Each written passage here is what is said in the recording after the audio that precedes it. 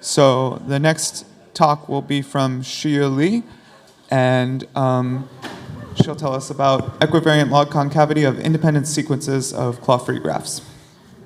All right. So yeah, thanks for this opportunity to speak. And I want this talk to serve as at least two purposes. So first, I want to share with you this notion of log-concavity that respects the symmetry of the underlying objects that we want to study, which I think is a relatively new and very underexplored notion. And the second purpose is to share with you this perspective of using algebraic geometry to study combinatorial phenomenon. So let's start with so this is going to be a combinatorial application of the Hart-Lefschetz theorem in algebraic geometry. So let's start from there.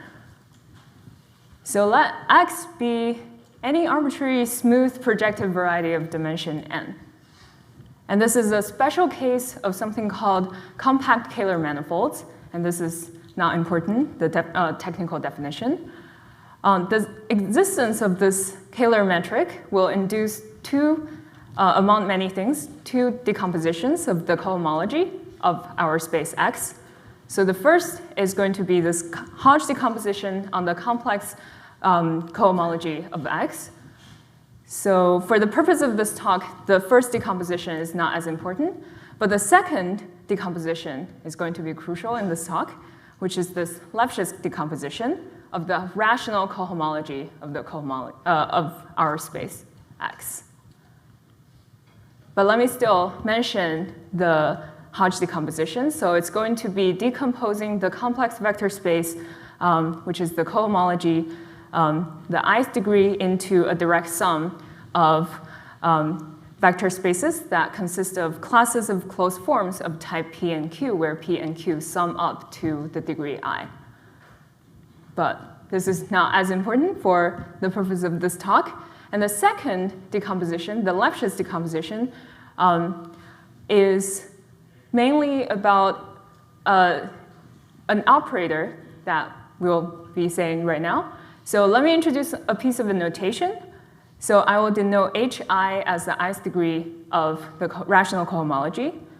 And I want this omega to be the Poincare dual of the class of a generic hyperplane.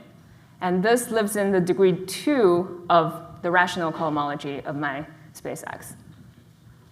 And thirdly, I want my number I to be ranging from 0 to n. So the crucial piece of the Lefschetz decomposition is this Hart-Lefschetz theorem, which says that if you consider the n minus I fold product of this omega class, and you take the cup product of it with any class that's living inside of the ith degree, and it will send that class to the 2n minus I degree piece of the rational cohomology. And this is going to be an isomorphism. So the consequence of this isomorphism is going to be that there is this Hart-Lefschetz operator, which is a single piece of this omega class, or the cup product thereof, that sends the degree ith piece of the cohomology to the degree I plus 2th piece. And it is going to be injective when I is no greater than n minus 1. And it's surjective when I is no smaller than n. So you can think about it as, you can do an exercise and spell out the kernels of the n minus I product of this, and then this red part will be a consequence of that. So let's do a quick example. So let's consider the threefold product of the complex projective line. So let me just hand it to you. Let me hand the cohomology to you. So it's going to be the polynomial ring over Q with three variables, x1, x2, and x3, quotiented out by the relations that xi squared is 0. So each symbol xi you can think of it as the pullback of the omega class from the ice factor, or the cohomology of the ice factor. And the relation reflects the fact that intersecting the hyperplane by itself vanishes. So concretely speaking, this is saying that the Hart-Lefschetz operators is saying that the map that is given by multiplication by the polynomial x1 plus x2 plus x3, which goes from the ith degree to the I plus 2 degree, will be injective when I is no greater than n minus 1, and is surjective when I is no smaller than n. This is the consequence of the Hart-Lefschetz. Ith factor is the projection from the nth-fold product of complex projective line, P1 to the n, to the ith factor of the product. Yes, so you project P1 to the n to the P that you point at, the ith place. Sorry, there are too many i's in the slides. All right, so let's think of this visually. So this rational cohomology is graded. So in the 0th degree piece, I have this generator 1. And in the 2nd degree piece, I have these generators x1, x2, and x3.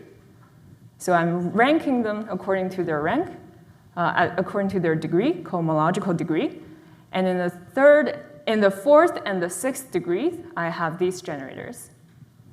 And now let me write down the cohomological degree on the right. And notice how it's dilated because every monomial x1, x2, x3 has degree 2. All right. So what does the Hart-Lefschetz operator do? So it wants to send 1 to the sum of x1 plus x2 plus x3. So this is the function of the purple map that I've indicated here. And under multiplication by the monomial x1 plus x2 plus x3, x1 will be sent to the sum of x1 times x2 plus x1 times x3. So similarly, x2 will be sent to the sum of the two monomials indicated by the blue map, and the monomial x3 will be sent to the sum of the two destinations indicated by the orange map. And the Hart-Lefschetz theorem says that these colorful maps are injective. So let me show you a small example of a combinatorial application of this theorem. So I want to consider these graphs called Clawfree graphs. So a graph is Clawfree if no induced subgraphs are the bipartite complete graph, K31 or K13. So here's a picture of that claw. So here are some examples. So cycles are Clawfree, okay? And complete graphs are also Clawfree. And the third class of Clawfree graphs is given by is this large family of graphs that you can construct by building something called the line graph of a graph by taking, so say if you have a graph, you can replace every edge with a vertex, and you can connect the vertices if the edges share a common vertex. So here's an example. If you start with a claw, and then you can replace the 3 edges with 3 vertices, and then you notice that the 3 vertices share a common endpoint, which is the root of that claw, and then you'll get this 3 cycle. So from this example, you can sort of see that building the line graph of a graph eliminates sort of the claw structure inside. But this is not a proof, it's just an observation. So we're sort of convinced that line graphs give us a large family of Clawfree graphs. And so I want to consider these objects that are called independent sets of the vertices. So a set of vertices is so-called independent if no vertices in the set are pairwise adjacent. So here's an example of an independent set in this generalized Peterson graph, indicated by the green vertices. So now I want to enumerate, I want to consider all the independent sets of size k in my graph. And here's an example. So suppose I start with the cycle graph, 6-cycle graph. And when k is equal to 0, I have the empty set as my independent set. And when k is equal to 1, I have 6 choices of independent sets, like this, where the independent sets are indicated by the green vertices. And when k is equal to 2, I have these 9 graphs. And when k is equal to 3, I have only 2 choices. So is this step clear? Is everyone with me? Awesome. OK, so now I want to do something slightly fancier. So I want to take the C-span. I want to form a vector space out of these independent sets on a given graph. And notice how it's graded by the cardinality of my independent sets.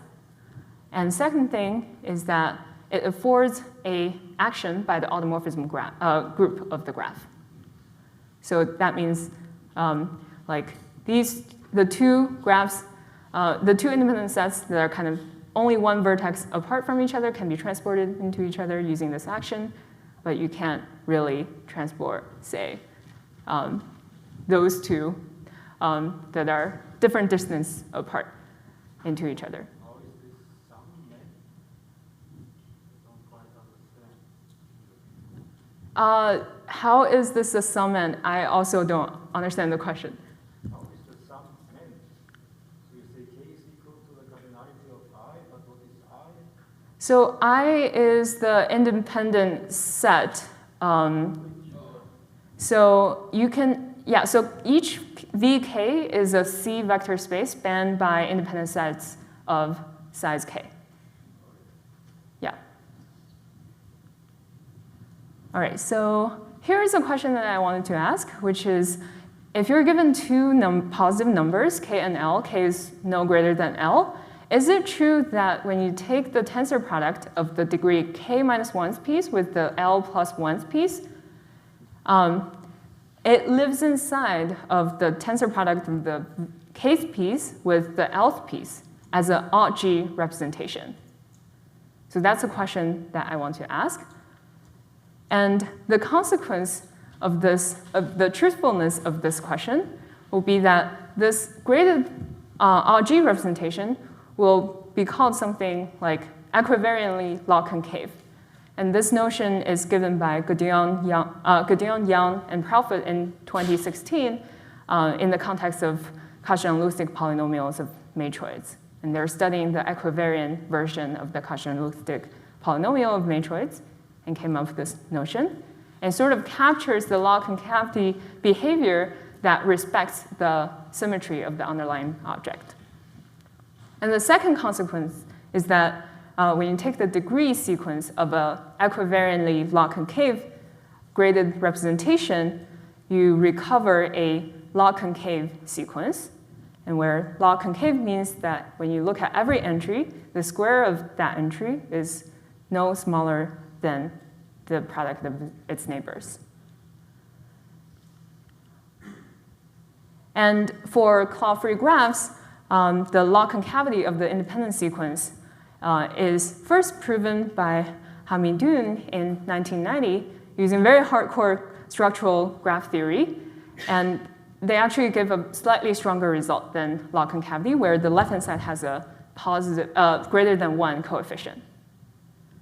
And the second proof was given by Shimnovsky and Seymour, where they proved that the generating polynomial is real-rooted. And this combined with Newton's result in 1707, which says that any real-rooted polynomials have coefficients log-concave with no internal 0. And so this gives another way of seeing the log-concavity of the sequence. So if the question that I asked has answered yes, then we'll give a third answer, or third proof of this question, of the log-concavity of the dimension sequence. So indeed, in 2022, I proved that if my graph is Clawfree, then this graded G representation is indeed equivariantly log-concave. And the core of this proof will be using the Hart-Lefschetz theorem. So let's actually try to understand this using this example. So if I start with, if I form this vector space using my independent sets, and these graded pieces will be spanned by these symbols that we have seen before. And concretely, my question can be formulated into these 3 sub-questions.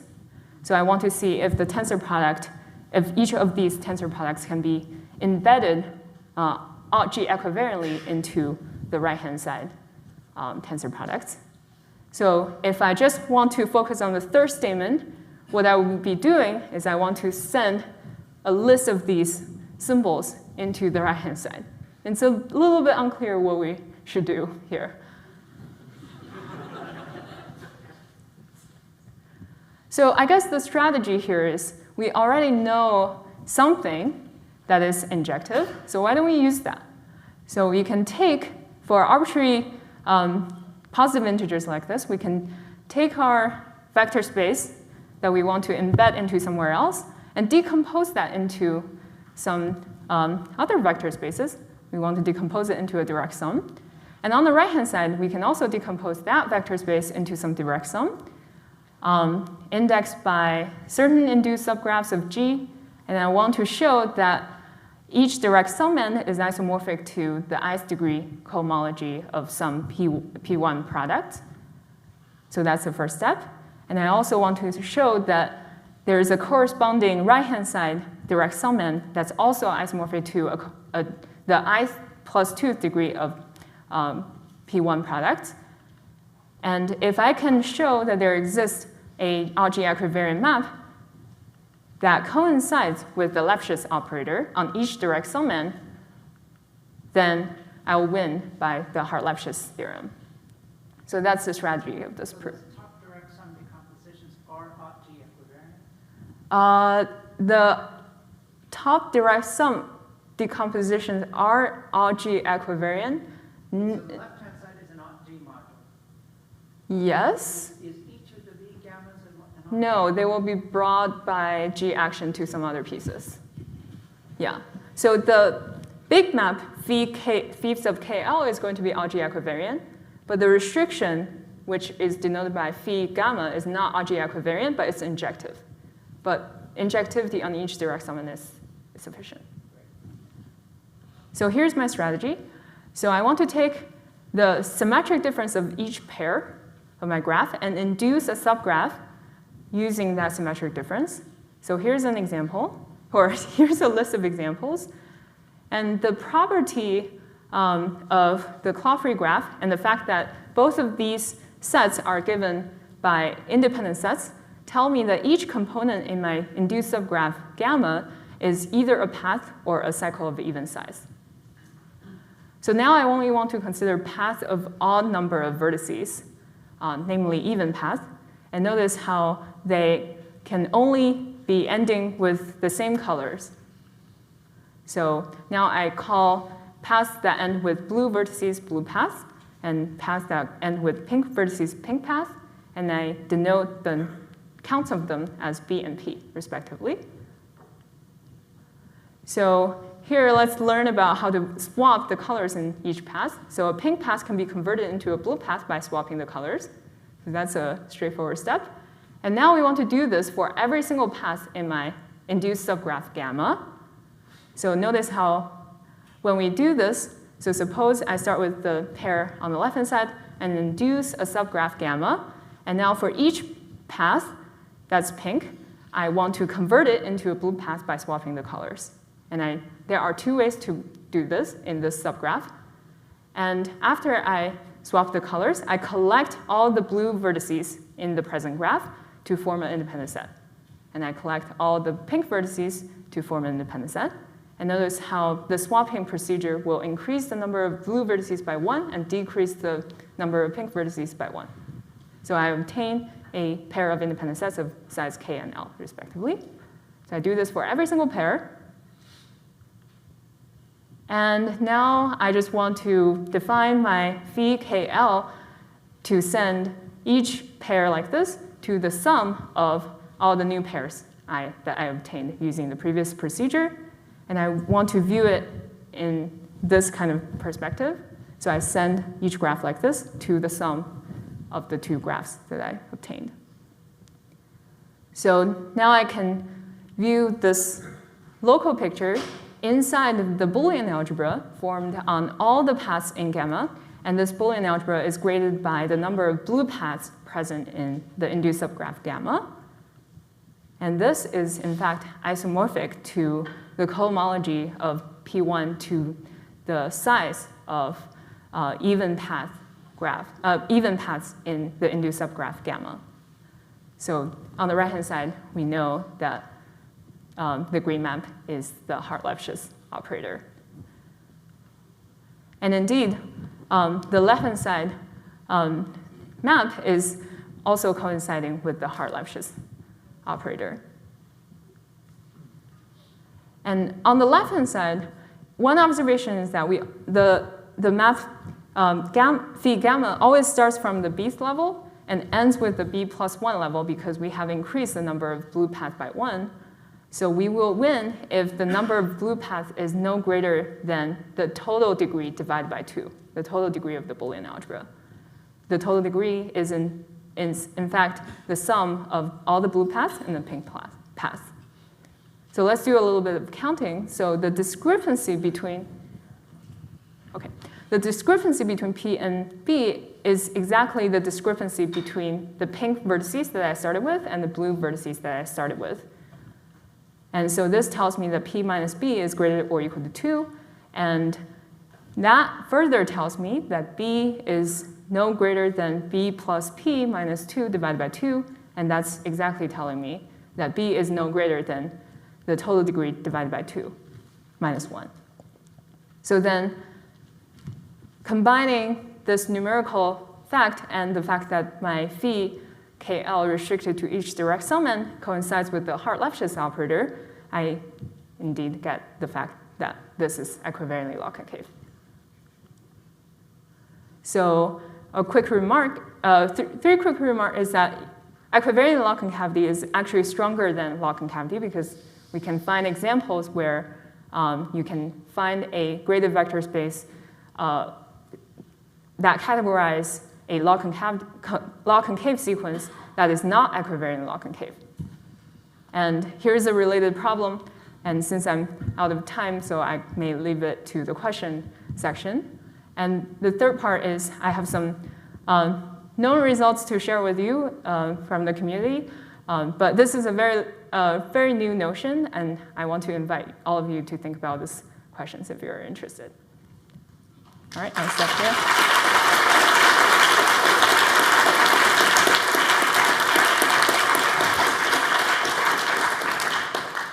Okay, we have time for maybe one or two quick questions.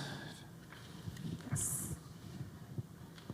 So for the original log-concavity result for the independent sets of Clawfree graphs, there's another proof that I've seen of that by Dave Wagner using the representation theory of the SL2 Lie algebra. Ah. And it kind of reminds me of the argument you were making, so I'm wondering if this can be interpreted as like an SL2 action that commutes with the other group. I'm not aware of that. Oh, so the question is, there exists a paper that interprets something as an SL2 representation. So I'm not aware of that paper, and I will be interested in looking into whether there are parallelism between the methods. Yeah. At which point did Clawfree enter the argument? Yes. So the question is, in which point did Clawfree enter the picture? So at some point, I declared that my induced subgraph can only have components that are either a path or a cycle of even size. And that is given by the fact that my graph is Clawfree to start with, because otherwise, you can have vertices of degree more than 2, and the fact that I'm inducing from a pair of independent sets. So sorry, I cannot pull it back all the way. Yeah. Okay, let's thank Shiyu again.